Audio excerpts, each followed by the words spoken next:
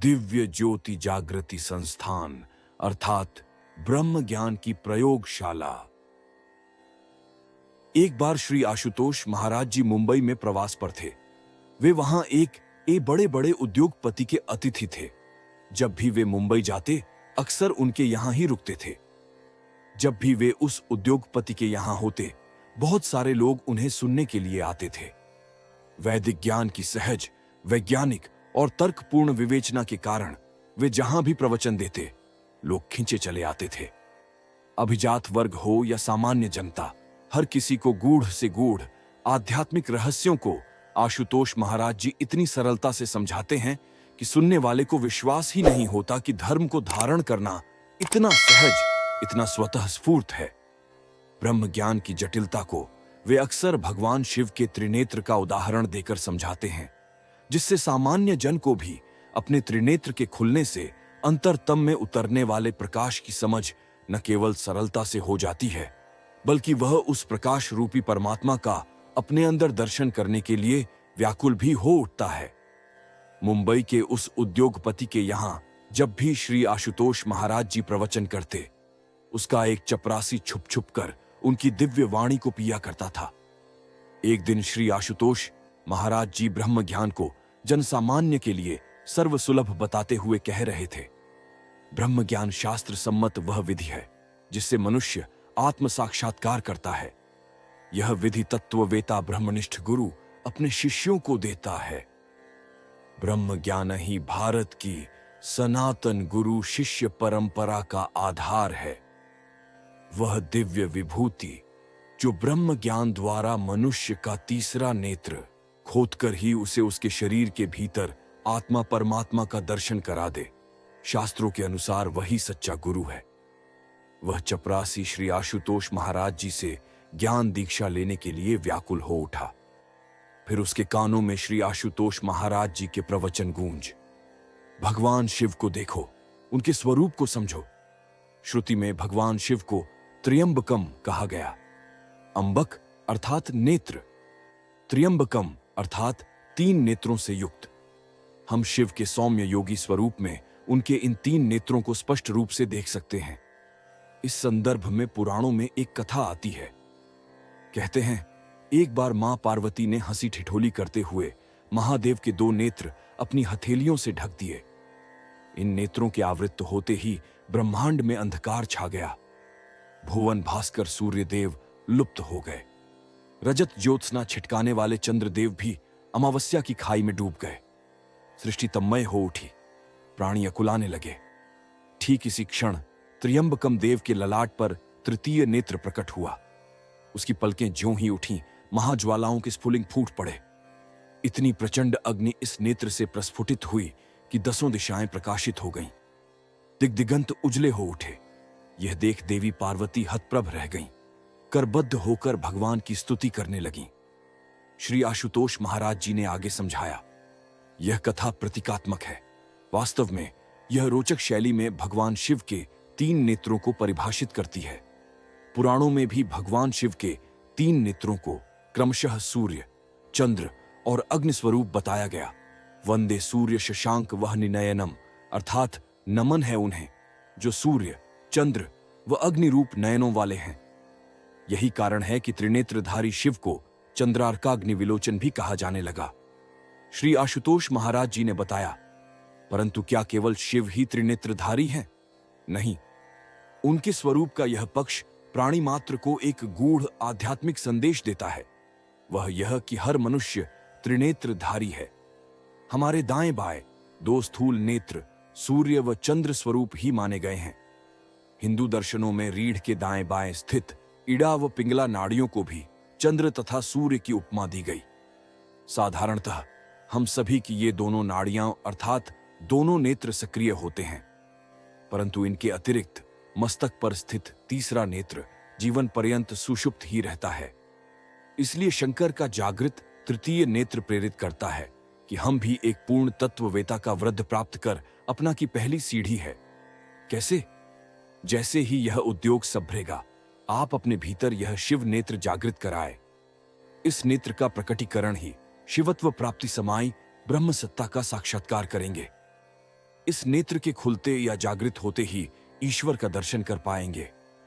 श्री आशुतोष महाराज जी ने इस नेत्र के संबंध में बड़ी गूढ़ बात कही। जैसा कि ध्यातव्य है कि इस शिव नेत्र के खुलते ही सृष्टि में प्रलय घटती है, ठीक यही प्रलयकारी प्रभंजन आपकी आंतरिक सृष्टि में भी कौंधता है। वासनाओं के महल और विकारों की ऊंची ऊंची अट्टालिकाएं भर भराकर गिरने लगती हैं। वैसे भी उक्त दृष्टांत में इस नेत्र को अग्निस्वरूप कहा गया। इस अग्नि की दैवी भीषणता में साधक की काम वासना भस्मसात हो जाती है, दोषदाहकृत। ये ईश साक्षात्कार और वासनाक्षय दोनों शिवत्व की डगर के मील पत्थर हैं। शिव की शिवता इनसे ही गुजरकर स्थापित होती है।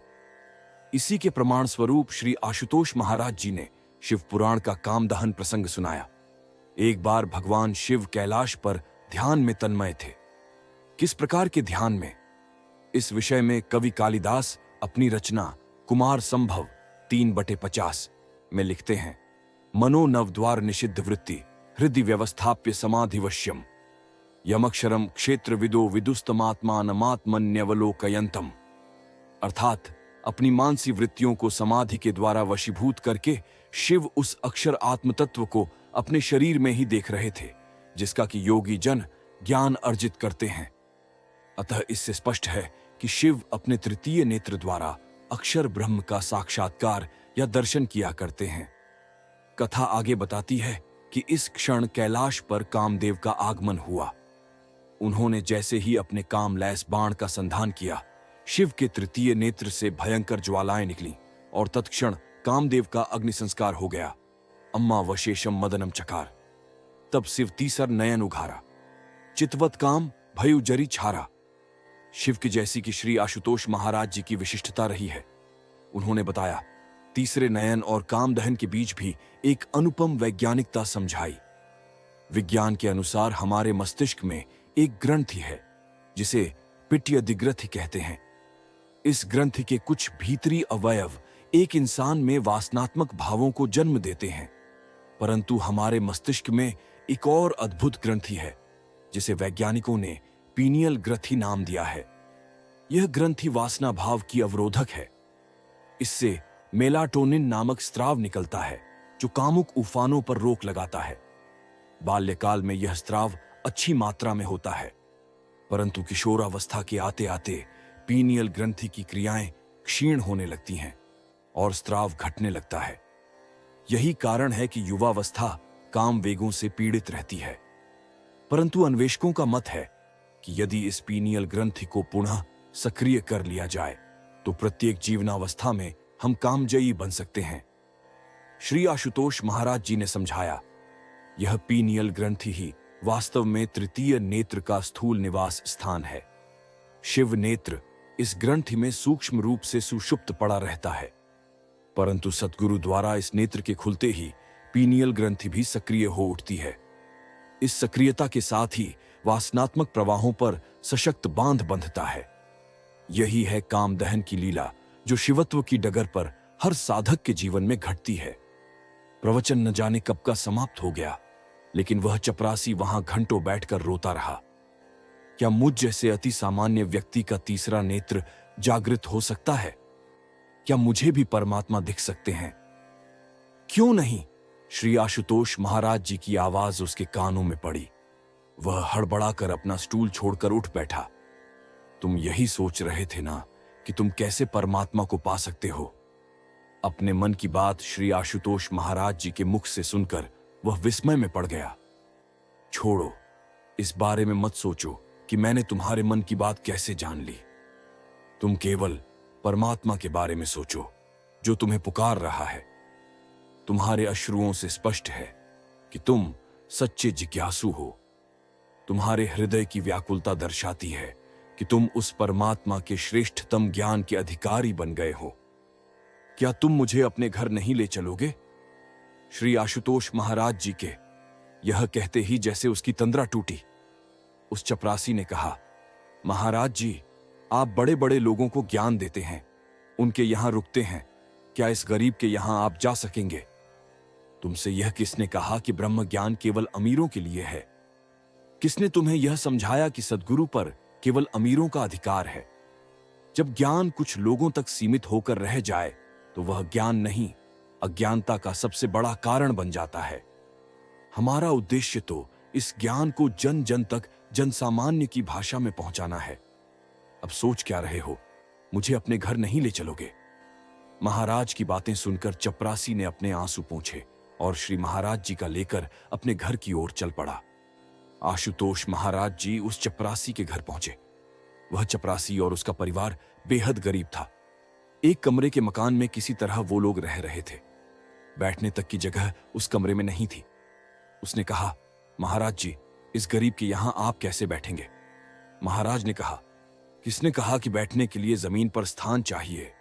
उसके लिए हृदय में स्थान होना ही बहुत है, और तुम्हारे हृदय में मेरे लिए बहुत स्थान है, यह मैं देख चुका हूं। चपरासी ने पत्नी से कहा कि महाराज जी के लिए चाय बनाओ। आशुतोष महाराज जी चाय नहीं पीते थे। विदेश में रहे, पढ़े, प्रचार किया, लेकिन कोई व्यसन उन्हें कभी छू नहीं पाया था। लेकिन उस दिन प्रेम में विह्वल उस चपरासी को देखकर उन्होंने कहा, हां, लाओ चाय, लाओ, हम चाय पिएंगे। चपरासी की एक बेटी थी जो उम्र के बहाव में गलत रास्ते पर निकल पड़ी थी। चपरासी ने महाराज जी को बताया कि उसकी बेटी पतित हो चुकी है। श्री आशुतोष महाराज जी ने कहा, आज से इसका नया जन्म होगा। उन्होंने न केवल माता पिता बल्कि उनकी बेटी को भी ज्ञान दीक्षा दी। बरासी की बेटी ने श्री महाराज जी के चरण पकड़ लिए। उसने कहा, मेरे माता पिता मुझे हिकारत की नजर से देखते हैं और आपने मुझे उबारा, मेरे अंदर साक्षात परमात्मा के दर्शन करा दिए। अब भविष्य में मैं कभी गलत रास्ते पर नहीं जाऊंगी। महाराज जी ने कहा, अब चाहो भी तो भी तुम गलत रास्ते पर नहीं जा सकती, यह मैं जानता हूं। पूरे परिवार को ज्ञान दीक्षा देकर श्री आशुतोष महाराज जी वहां से लौट गए। मुंबई में ही एक अमीर परिवार उनका अनुयायी था। एक दिन जब श्री आशुतोष महाराज जी प्रवचन कर चुके तो उस परिवार के मुखिया ने कहा, महाराज जी, मेरा एक बेटा है, बहुत संस्कारी है, इसकी शादी करनी है, लेकिन डरता हूं यदि गलत लड़की घर में आ गई तो घर को तहस नहस कर देगी। सोचता हूं आपसे दीक्षित कोई कन्या हो तो मेरे परिवार को संभाल ले। महाराज जी ने तत्काल उस चपरासी की बेटी के बारे में उसे बताया और कहा कि वही उनके बेटे के लिए उपयुक्त बहू होगी। एक तो चपरासी, उस पर से उसकी बेटी के पीछे बदनामी, इसलिए वह व्यक्ति नाक भौं सिकोड़ने लगा, न नुक्कर करने लगा। श्री आशुतोष महाराज जी ने तुरंत भांप लिया। उन्होंने कहा, जानता हूं तेरा मन दुविधाग्रस्त है, इस परिवार की सामाजिक स्थिति तेरे अनुकूल नहीं है और तू इस चपरासी की बेटी के चरित्र को लेकर भी सशंकित है, लेकिन अभी तो तू मुझे उस चपरासी से भी दीन प्रतीत हो रहा है। वह धन, प्रतिष्ठा और सम्मान में तेरे से जरूर छोटा है, लेकिन प्रभु के दरबार में उसकी स्थिति तेरे से कहीं अधिक उच्च है। प्रभु के लिए निश्चल प्रेम उसकी आंखों से बरसा है, पर तू तो अभी भी उस स्तर से दूर है। वह धन पशु सिर झुकाए उनकी बात सुनता रहा। श्री आशुतोष महाराज जी ने कहा, मेरा ब्रह्म ज्ञान व्यक्ति व्यक्ति के बीच के भेद को मिटा देता है, लेकिन लगता है तेरे अहंकार की परत आज भी तेरे हृदय को आच्छादित किए हुए है। अरे, इसकी जिस बेटी को लेकर तू सशंकित है वह तो नर्क से लौट आई है, लेकिन तू नर्क में कब तक पड़ा रहेगा? उसने नर्क देख लिया है, इसलिए दोबारा उसके नर्क में लौट कर जाने की कोई उम्मीद नहीं है। लेकिन तुझे देख रहा हीन धन के उस नर्क में पड़ा हुआ है और उससे बाहर भी नहीं निकलना चाहता। वह बेटी ठोकर खाकर सुधर चुकी है, लेकिन तू कब सुधरेगा? आशुतोष महाराज जी के सत्य वचन सुनकर वह धनवान व्यक्ति, वो उसका परिवार उनके चरणों में गिर पड़ा। उन्होंने चपरासी की बेटी को अपनाने का वचन दिया और कुछ वर्ष बाद उस परिवार के बेटे की शादी उस चपरासी की बेटी से हो गई। आज दोनों पति पत्नी बेहद खुश हैं। दोनों के साथ साथ दोनों के परिवार श्री आशुतोष महाराज जी के अनुयायी हैं। इस घटना का जिक्र श्री आशुतोष महाराज जी अक्सर उस वक्त करते हैं जब अपने किसी शिष्य को ऊंच नीच के भेद में पड़ते हुए देखते हैं। उनका साफ कहना है कि मैं सुधरे हुए सुधारकों की फौज खड़ी कर रहा हूं। ये सुधरे हुए सुधारक ही सृजन सेनानी बनकर नए समाज का निर्माण करेंगे। आज राजनीति, समाज और धर्म के क्षेत्र में आ रही गिरावट पर वे अक्सर कहा करते हैं, आज की दिक्कत यह है कि स्वयं सुधारक ही सुधरे हुए नहीं हैं। इसलिए ऐसे सुधारकों से समाज में बदलाव की अपेक्षा करना दिवास्वप्न देखने के समान ही है। अपने शिष्यों से वे कहा करते हैं, मैं नेता नहीं, सृजेता बनाने आया हूं। श्री आशुतोष महाराज जी की शक्ति अति मानवी है, लेकिन उनका कार्य देखने पर अति सामान्य लगता है।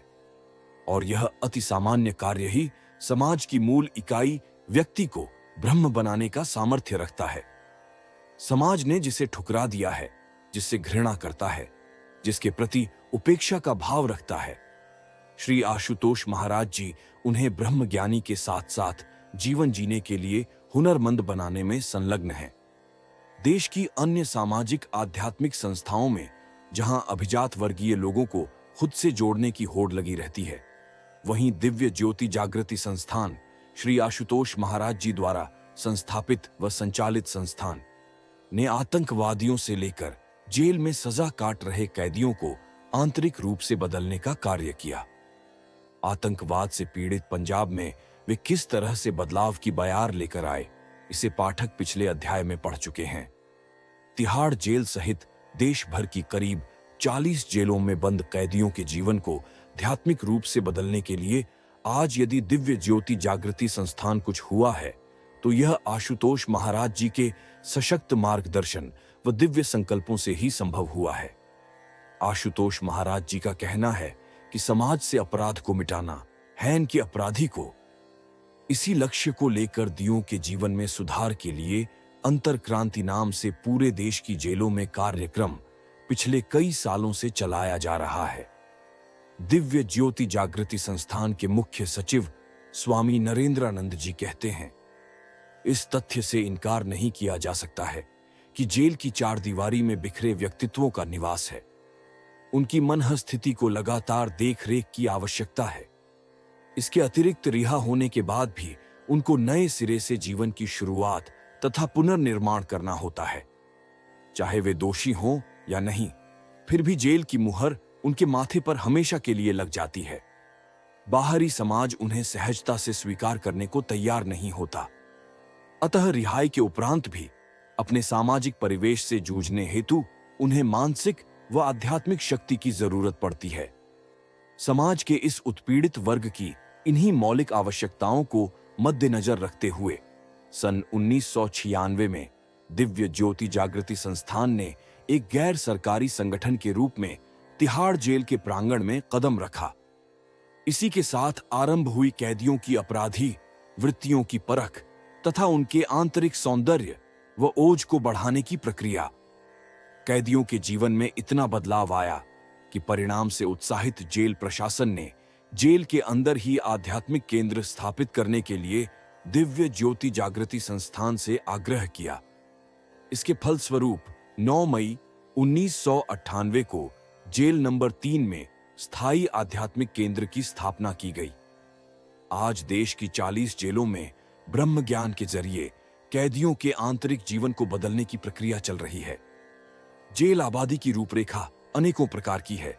यहाँ गांवों के, शहरों के, महानगरों के पढ़े लिखे और अनपढ़ भी हैं।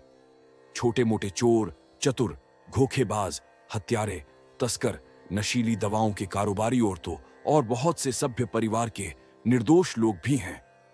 जिन विकृतियों से दोषी लोग पीड़ित हैं, वे भी भिन्न भिन्न प्रकार की हैं।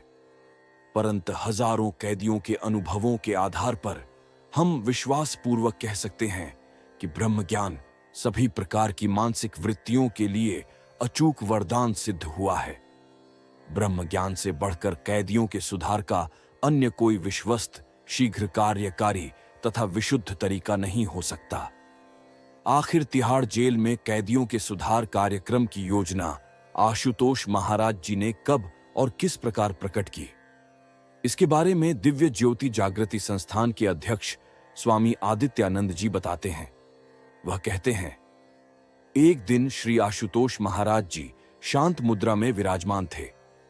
एकाएक उन्होंने अपनी शांत मुद्रा में दिल्ली की तिहाड़ जेल में आध्यात्मिक सत्संग आयोजित करने की इच्छा जाहिर की। उन्होंने कहा क्या हम जेल परिसर के अंदर कैदियों के लिए सत्संग आयोजित नहीं कर सकते? इस प्रश्न में उनकी अदम्य आकांक्षा स्पष्ट दिखाई दे रही थी। गुरु महाराज जी के शब्दों ने सभी को अवाक कर दिया। ऐसा लगा जैसे कि यह हमारी सामर्थ्य तो क्या, कल्पना से भी बाहर की बात है। ईमानदारी से कहता हूं कि उस समय किसी की भी सीमित दृष्टि एवं बुद्धि महाराज जी के दिव्य शब्दों में छिपी महानता तथा विशाल हृदयता को साफ तौर पर नहीं देख सकी थी। परंतु उन्हीं दिनों हम गुरु महाराज जी के इस दैवी उद्बोधन पर आपसी विचार कर ही रहे थे कि उनकी कृपा से एक महिला ब्रह्म ज्ञान में दीक्षित हुई। इसे आप मात्र संयोग कहेंगे या दैवी कामना या करिश्मा कि उसके ज्ञान लेते ही उसके पति तिहाड़ जेल में अधीक्षक के पद पर नियुक्त हो गए। जब उस महिला ने दीक्षा के समय हुए अपने अद्भुत अलौकिक अनुभव अपने पति को सुनाए तो वे उन पर विश्वास ही न कर सके। वह महिला अपने पति को दिव्य ज्योति जागृति संस्थान के सत्संग भवन में लेकर आई। यहां मेरी उनसे लंबी और हार्दिक बातचीत हुई।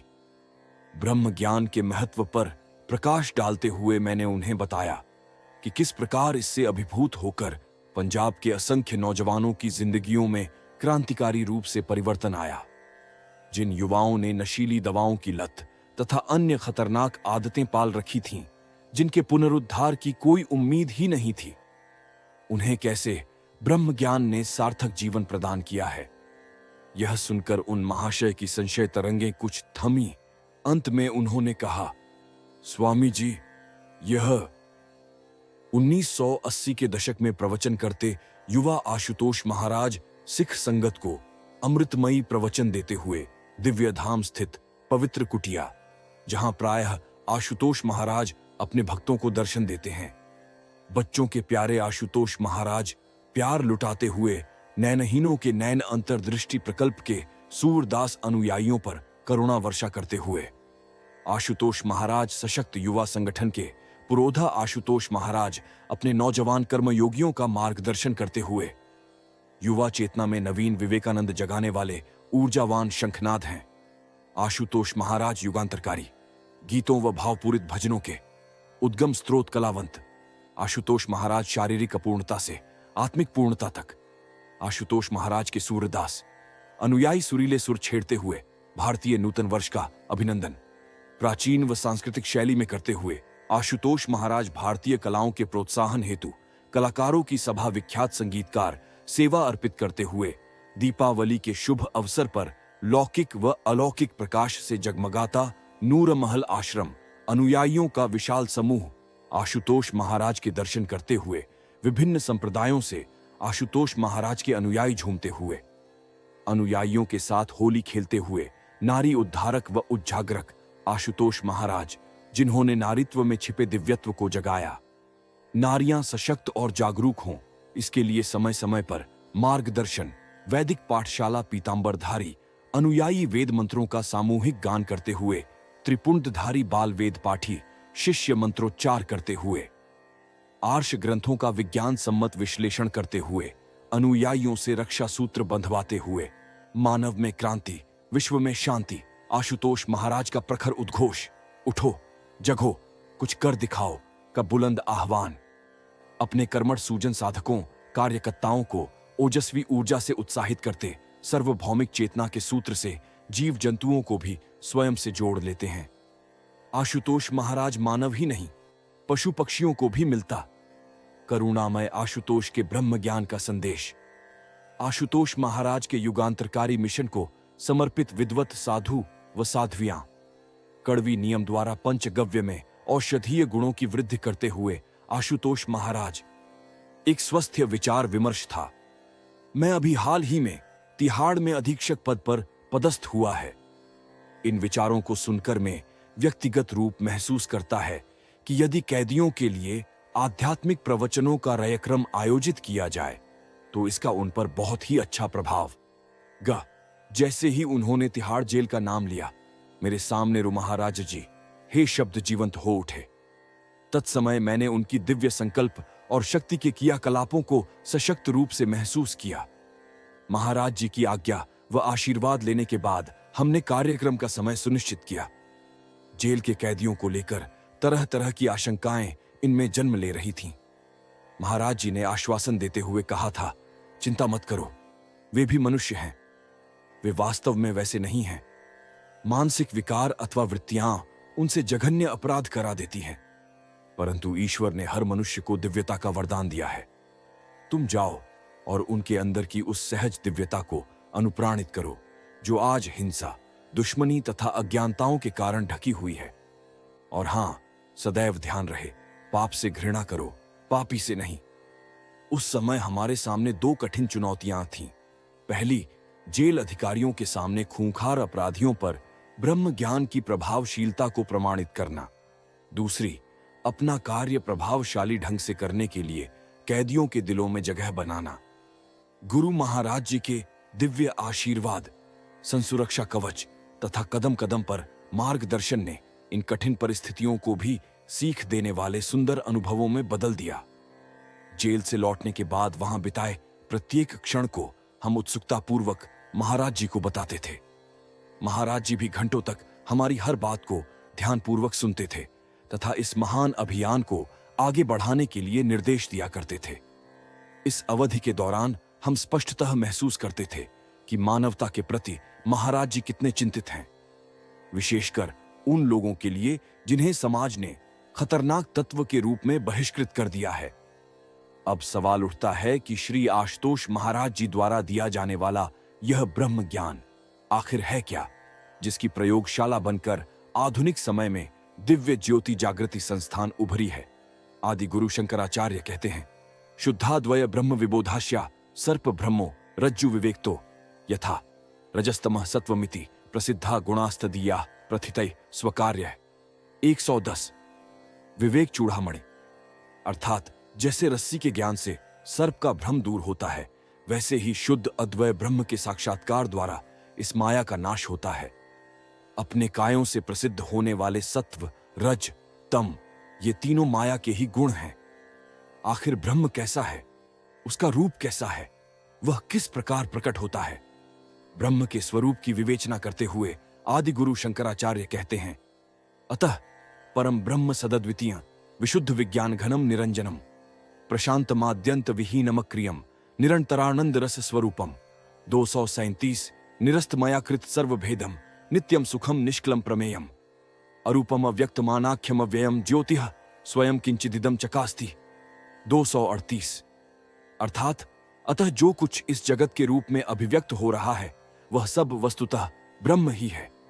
वह सत्य स्वरूप ब्रह्म अद्वितीय, विशुद्ध विज्ञान घन चैतन्य स्वरूप, निरंजन, निष्पाप, प्रशांत, क्षोभरहित, आदि अंत, उत्पत्ति विनाश से रहित, निष्क्रिय, निरंतर आनंद रस स्वरूप, मायाकृत सारे भेदों से रहित, नित्य सुख रूप, निष्फल, हास वृद्धि रहित, प्रमाणों के अतीत, निराकार, मनवाणी के, अगोचर, अविनाशी तथा स्वयं ज्योति, दूसरों के द्वारा अप्रकाश्य है।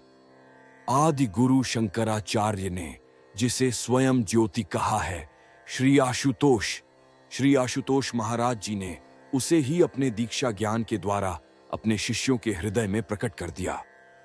श्री आशुतोष महाराज जी ने कहा, ब्रह्म ज्ञान अपने अंतस में स्थित ब्रह्म सत्ता का प्रत्यक्ष साक्षात्कार करना है। दिव्य दृष्टि 12, ईश्वर या परम तत्व का साक्षात दर्शन प्राप्त करना है। यह ज्ञान सदा से एक असाधारण विषय माना जाता रहा है। निःसंदेह ब्रह्म ज्ञान अथवा ईश्वर दर्शन असाधारण ही है, पर बताने वालों ने इसे असाधारण के साथ साथ इतना दुर्लभ, असाध्य और पहुंच से बाहर बता डाला है कि आज का आम इंसान इसको पाने की सोचता तक नहीं। परंतु शास्त्रों के विरुद्ध इस मत का प्रचार उन्हीं तथाकथित साधु संतों ने किया जो स्वयं परमात्मा को प्राप्त नहीं कर पाए।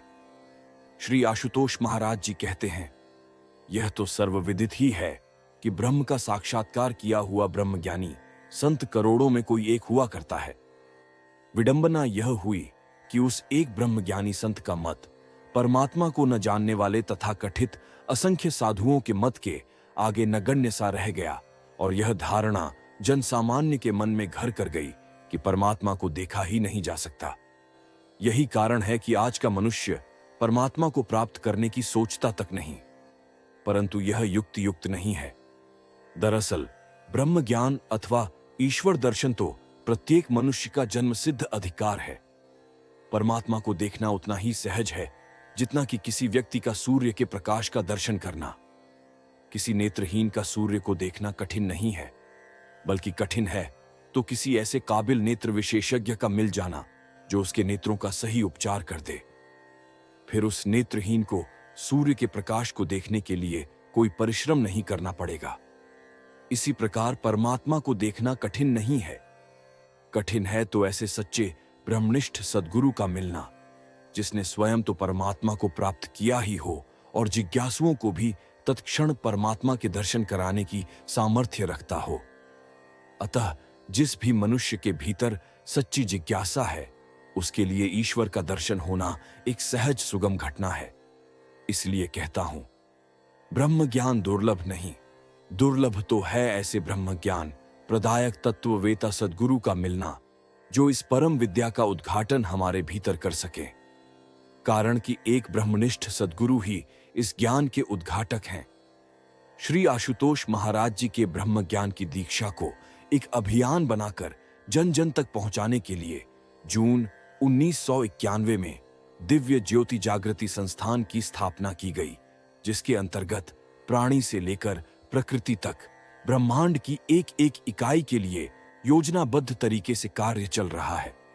बंदियों में सुधार के लिए अंतर्क्रांति, नेत्रहीन व अशक्त लोगों के लिए अंतर्दृष्टि, समाज में लिंग असमानता को दूर करने और भ्रूण हत्या को रोकने के लिए संतुलन, नशा उन्मूलन के लिए बोध, निरोगी काया के लिए आरोग्य, पर्यावरण की सुरक्षा के लिए संरक्षण, दुर्लभ हो चुकी भारतीय नस्ल की गायों के संरक्षण व संवर्धन के लिए कामधेनु, अभावग्रस्त बच्चों की शिक्षा के लिए मंथन एवं युवाओं के सृजनात्मक विकास के लिए Sam, self assessment and management के जरिए ब्रह्मांड में हर ओर चैतन्य स्वरूप ब्रह्म को देखने की क्रांति चल रही है और इसका एकमात्र आधार आत्म साक्षात्कार है। श्री आशुतोष महाराज जी का मानना है कि मन ही सभी समस्याओं की जड़ है। यदि मन को निर्मल बनाना है तो आत्म साक्षात्कार से गुजरे बिना यह संभव नहीं है। एक व्यक्ति चोरी बाद में करता है, लेकिन चोरी से पहले चोरी का विचार उसके मन में आ जाता है। व्यक्ति मन के वशीभूत है। मन का वास्तविक स्वभाव ऊर्ध्वमुखी होना है, लेकिन अज्ञानता के कारण लोगों का मन अधोमुखी है। जब तक व्यक्ति आत्मा को नहीं जान लेता, मन के चंगुल से वह मुक्त नहीं हो सकता है। वर्तमान में श्री आशुतोष महाराज जी के हजारों पूर्णकालिक समर्पित कार्यकर्ता व सन्यासी प्रचारक, शिष्य व शिष्याएं ब्रह्म ज्ञान के तेज को फैलाने में जुटे हुए हैं। भारत में इस समय एक भी ऐसी आध्यात्मिक संस्था नहीं है जहां इतनी बड़ी संख्या में युवा सन्यासी घर बार छोड़कर गृहस्थ आश्रम के माया जाल में पड़े बिना ब्रह्म ज्ञान को घट घट में उतारने के लिए निष्काम भाव व प्राणपण से जुटे हुए हों। पूर्व में होता था कि लोग समाज से पलायन कर सन्यास की ओर मुड़ते थे, लेकिन यहां जनमानस को अध्यात्म द्वारा सशक्त समाज की ओर ले जाने का अभियान चल रहा है। समाज हो या राजनीति, बिना अध्यात्म सब निष्प्राण है। पूर्ण विकसित न हुई हो वह दूसरों के लिए क्या करेगा? और यही घोषणा उपनिषद भी करते हैं। केन उपनिषद में साफ तौर पर कहा गया है, उपनिषदों का प्रतिपाद्य ब्रह्म ही है। ब्रह्म की मैं उपेक्षा न करूं और ब्रह्म भी मेरी उपेक्षा न करे। ब्रह्म के द्वारा मेरा परित्याग न हो और मैं भी ब्रह्म का परित्याग न करूं। अर्थात एक एक इकाई ब्रह्म है और ब्रह्म को उपलब्ध होना है तो पहले स्वयं को उपलब्ध होना होगा। जो स्वयं के लिए अर्थपूर्ण होगा वही किसी और के लिए, परिवार के लिए, समाज के लिए, राष्ट्र के लिए, विश्व के लिए और अंत में अखिल ब्रह्मांड के लिए अर्थपूर्ण हो सकेगा। वैदिक ब्रह्म ज्ञान को आधुनिक समय में जन जन तक पहुंचाने के लिए आशुतोष महाराज जी ने वैदिक गुरु शिष्य परंपरा को फिर से जीवित किया। भारत की सभ्यता, संस्कृति, दर्शन और अध्यात्म की आत्मा गुरु शिष्य परंपरा ही रही है, जो मैकालीय शिक्षा पद्धति के कारण पूरी तरह से नष्ट हो चुकी है। आशुतोष महाराज जी ने इसे फिर से स्थापित किया है। उनके प्रचारक शिष्यों में 95% से अधिक साध्वियां हैं। एक साध्वी बहन कहती हैं, यहां 99% कथावाचक नारियांश है। स्वामी दयानंद सरस्वती जी ने एक स्वप्न देखा था कि एक समय ऐसा आएगा जब भारत में नारियां भी सार्वजनिक रूप से वेद पाठ करेंगी, व्यासपीठ पर बैठने की अधिकारी होंगी। श्री आशुतोष महाराज जी ने उसे साकार कर दिखाया है। वैसे तो सनातन काल में गार्गी, मैत्रेयी, अपाला, मेधा, जयंती आदि नारियां ब्रह्मवादिनी थीं। यह तो भारत को बदनाम करने के लिए एक अफवाह फैलाई गई कि वैदिक काल में नारियों को स्थान नहीं दिया गया था। लंबे समय तक चली अफवाह के कारण ही हमारा जनमानस इसे सच मान बैठा। महाराज जी ने व्यासपीठ पर वैदिक अर्चाओं का गान करने वाली महिलाओं को बैठाकर जनमानस की उस जड़ता पर प्रहार किया है। ऐसी भविष्यवाणी की गई है कि 21वीं सदी में एक संत ऐसा आएगा जिनकी हजारों शिष्याएं होंगी और वही युग परिवर्तन का वाहक बनेगा। आधुनिक काल में एकमात्र महाराज जी ही हैं जिनके शिष्य वंद में नारियों की संख्या सर्वाधिक है। महाराज जी का भजन भी है, ऐसा ब्रह्म मुहूर्ते आएगा जब नारी नवयुग लाएगी। वैदिक मंत्रोच्चारण करती महाराज जी की शिष्याएं आज उस नवयुग की स्थापना के लिए शंखनाद कर रही हैं। वैदिक गुरु शिष्य परंपरा को पुनः प्राण प्रदान करते हुए आशुतोष महाराज जी ने उन्हें न केवल ब्रह्म ज्ञान दिया, बल्कि ब्रह्म ज्ञान प्रदान करने की वह शक्ति भी प्रदान की जो केवल गुरु कृपा से ही मिलता है। उन्होंने अपने ब्रह्म ज्ञानी शिष्यों की एक ऐसी फौज तैयार की जो गुरु कृपा से नए शिष्यों को दीक्षा प्रदान कर सकें। आशुतोष महाराज जी का मानना है कि ब्रह्म ज्ञान पर सबका समान अधिकार है, चाहे वह जेल में बंद कैदी हो या फिर सामान्य गृहस्थ। सन 1990 से 1991 तक वह खुद ही दीक्षा देते रहे, लेकिन जब दीक्षा कर्म को संपादित करने वाले शिष्यों में उन्होंने पूर्णता रोपित कर दी तो उन्होंने स्वयं दीक्षा देना बंद कर दिया। पूरे देश में हर जगह उनका जाना संभव नहीं था, इसीलिए उन्होंने अपने शिष्यों की एक ऐसी पौध तैयार की जो दीक्षा क्रम को संपादित करने में निष्णात है। जानकारी के अनुसार सबसे पहले सन 1990 में गीता बहन को दीक्षा देने का अधिकार और चोला, सन्यासी का भगवा वस्त्र मिला। उनके बाद तो पूर्ण ब्रह्मज्ञानी शिष्यों की संख्या बढ़ती चली गई। आज देश भर में फैले दिव्य ज्योति जागृति संस्थान के केंद्रों पर ब्रह्म ज्ञान प्रदान करने वाले शिष्यों का अलग समूह है, जिनका कर्म ही दीक्षा प्रदान करना और लगातार ध्यान साधना के जरिए पूर्ण गुरु के अथाह ऊर्जा स्रोत से गर्भनाल की तरह खुद को जोड़े रखना है। देश भर में फैले केंद्र पर दीक्षा क्रम का आयोजन किया जाता है, जहां बड़ी संख्या में आम लोगों को उनके अंतरतम में साक्षात ईश्वर का दर्शन कराने वाला ब्रह्म ज्ञान प्रदान किया जाता है। बिना गुरु ब्रह्म ज्ञान नहीं मिल सकता, इसलिए आशुतोष महाराज जी कहते हैं, दिव्य दृष्टि भ्रिकुटी के मध्य स्थित तृतीय नेत्र अथवा ज्ञान चक्षु है। यही ज्ञान चक्षु हमारी अज्ञानमयी नेत्रहीनता का उपचार है, किंतु इसके उन्मीलन हेतु भी गुरु कृपा अपरिहार्य है। दीक्षा क्रम में सद्गुरु ही सुषुम्ना जागरण सहित इसे भी अनावृत करते हैं। गुरु अज्ञानता से भरे नेत्रहीन जीव का ज्ञान रूपी अंजन अंतर्दृष्टि खोल देते हैं। दीक्षा क्रम में गुरु द्वारा दीक्षा लेने वाले जिज्ञासुओं में ऊर्जा प्रविष्ट कराई जाती है, किंतु यह प्रविष्टित ऊर्जा उतनी तीव्र नहीं रहती जितनी कि ऊर्जा स्रोत से प्रसूत हुई थी। इसलिए सभी पर इसका प्रभाव अलग अलग दृष्टिगोचर होता है। वह विविध स्तरीय अनुभूतियों के रूप में शिष्यों के अंतर्घट में प्रकट होता है। ब्रह्म ज्ञान अज्ञात को ज्ञात करने का परम विज्ञान है। इसे प्राप्त करने वाला उस अज्ञात को जान जाता है। आशुतोष महाराज जी अपने सत्संग प्रवचन में अक्सर कहते हैं, भगवान कृष्ण ने अर्जुन को पर्याप्त मात्रा में शाब्दिक व्याख्यान दिया था। हे अर्जुन, तू निरासक्त, निर्मोही, निर्लिप्त होकर युद्ध कर। तथापि वह इस सूत्र को शिरोधार्य नहीं कर पाया। अंततः प्रभु श्री कृष्ण ने कौन सी विधि अपनाई? शिक्षा के स्थान पर दीक्षा की। उन्होंने अर्जुन को ब्रह्म ज्ञान में दीक्षित किया, उसे अपने दिव्य विराट स्वरूप का साक्षात्कार कराया, अपनी सर्वव्यापी ईश्वरीय सत्ता का दर्शन करा दिया। पश्चिमे पार्थ रूपाणि शतशोथ सहस्रशः नाना विधानि दिव्यानि नाना वर्णाकृति निच। अर्थात हे पार्थ, मेरे सैकड़ों और सहस्रों नाना प्रकार और नाना वर्ण तथा आकृति वाले दिव्य रूपों को दिव्य दृष्टि द्वारा देख। इस सूत्रात्मा नियामक ईश्वर को प्रत्यक्ष देखते ही अर्जुन के वैचारिक स्तर पर एक महान परिवर्तन घटा। उसे स्पष्टतः गोचर हो गया कि समस्त कर्मों के सर्वेसर्वा केवल श्री भगवान हैं। वह तो इस अवश्यंभावी धर्म युद्ध का मात्र एक चयनित निमित्त है। इस स्थिति में उसका कर्तृत्वाभिमान जाता रहा, और जहां कर्ता भाव नहीं वहां कर्मा पर स्वत्व कैसे हो सकता है। श्री रामकृष्ण देव कहा करते थे, जिनको ब्रह्म ज्ञान द्वारा ईश्वर लाभ हुआ है उनका मनोभाव कैसा है जानते हो? मैं यंत्र हूं, तुम यंत्री हो, जैसा चलाते हो वैसा चलता हूं। जहां इस प्रकार स्वत्व का अभाव है वहां किसी फल की मांग कैसे हो सकती है? कर्तापन के संकीर्ण जलाशय में ही फलासक्ति, लिप्तता, स्वार्थपरता की काई पनपती है। अतः ब्रह्म ज्ञान द्वारा सागर रूप परम सत्ता का दर्शन करके एक शिष्य बहती हुई नदी बन जाता है। इदन्न मम, मैं कुछ नहीं, सब तू है, सब तेरा है, तेरे लिए है, ऐसा भाव रखकर निष्काम भाव से कर्मरत रहता है। निष्कामी परम फल का सुपात्र है।